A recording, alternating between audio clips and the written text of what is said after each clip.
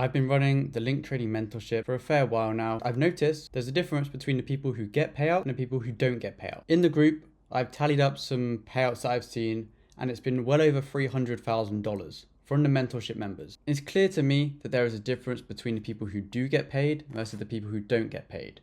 So I'm going to break down the difference from what I've noticed as a profitable trader myself, and they're obviously following in my footsteps, learning how I got to get multi-six-figure payouts, how I pass challenges, and how I maintain funded accounts. And I'm going to give you some advice on how I think the people who are succeeding in the mentorship are doing so versus those who aren't finding the same results. So we're going to start with something very, very key. The people who are doing exceptionally well don't expect to be profitable and get payouts a week after joining. You'll notice that people online, especially in the trading niche, join the niche and the industry because they want to get rich quick. There are two paths that you can actually go down after you realize that you can't get rich quick.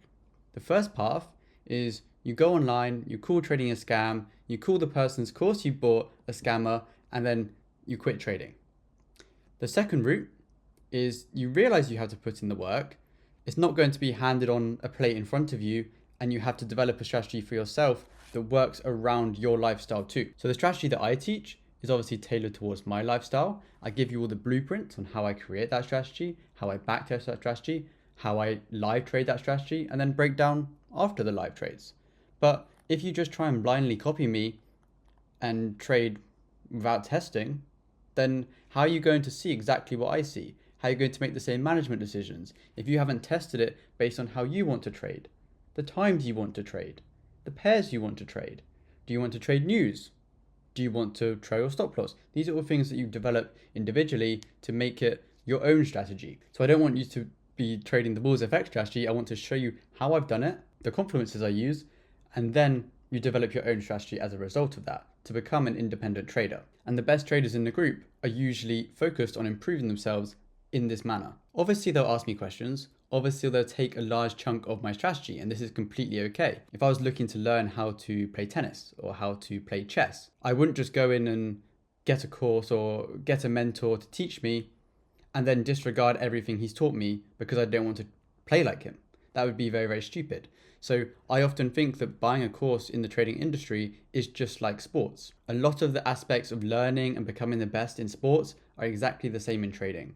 And the people that realize that early on are the ones that become successful. Secondly, the traders that succeed the most are the ones that aren't afraid of losing. Often beginner traders in the group will post their trades and they will be distraught after losing a trade or having a losing week.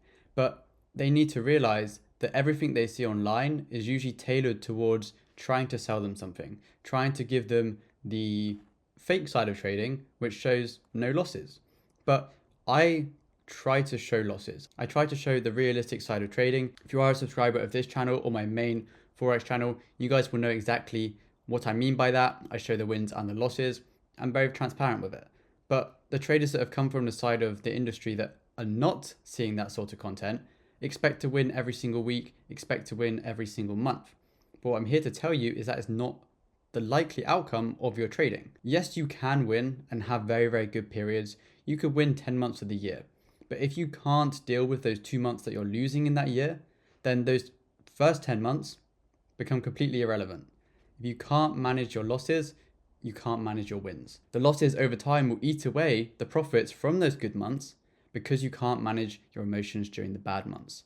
So the winning traders manage their emotions perfectly during the rough periods. You also need to know how to manage your emotions during the great times, because if you're winning and winning and winning, you can become complacent, you can become overconfident, and it can lead to emotional mistakes in the trades you are taking.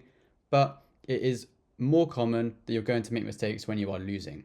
So the traders that are starting out, you can't expect to win immediately. That's why I will never promise people you will get results in 3 weeks or 6 weeks like some people claim, because I feel like that is individual to the trader that is learning. Someone might not have the same amount of time as another person in the group. One person might have a lot of free time. They can dedicate 10 hours per week to learning and improving their strategy. And then you can compare that to someone who's working a full-time job. They have kids, they have a family, and they're only able to dedicate 2 or 3 hours per week. These people can obviously not expect to receive the same profits. the same results from the markets. But if you are not aware of the difference in dedicated time towards the markets, then you're going to jump to conclusions. And the best traders never jump to conclusions, and more importantly, never compare themselves to other traders. This is one of the most dangerous things that you can do in the markets. Compare your results to anybody else's. That is why I noticed the best traders either don't post their results, they don't post their profits, or they'll do it in a way where they're showing the analysis rather than the profits. What this mainly reinforces is the fact they're focusing on the process of becoming a good trader rather than getting rich and making tons of profit. You'll get to a stage in your trading where you realize that making $5,000 is a great thing, but making 5% consistently is even bigger.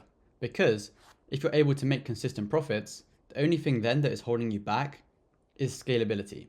If you're able to scale your capital and you're making a small percent of profit every single month, people can call it small, let's say 2% per month, and you're doing that consistently, if you're able to scale your account size, you're going to make a ton of money. But the traders that are focusing on getting $10,000 here, $15,000 here, are never going to scale properly because they're focusing on the cash and getting money in their bank rather than focusing on improving their skill set, improving their edge in the markets, which as a result will make them less profitable in the long term. And this is based on what I've seen from over 800 people's results. One more important thing that I have noticed is that the best traders are focusing on consistency. I kind of touched on it in the previous point, but consistency with payouts. You will see traders online, and I'm guilty of this in the past as well, so I can come out and say that.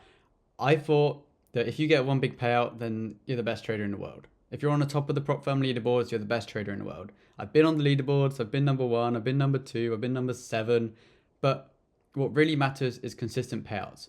And when I started focusing on consistency rather than one big payout, my results improved massively, and mainly on my personal accounts too. Because if you're trying to trade a personal account with conservative risk management, and then you're trying to go for that one massive payout on a prop firm, it can leak into the other account.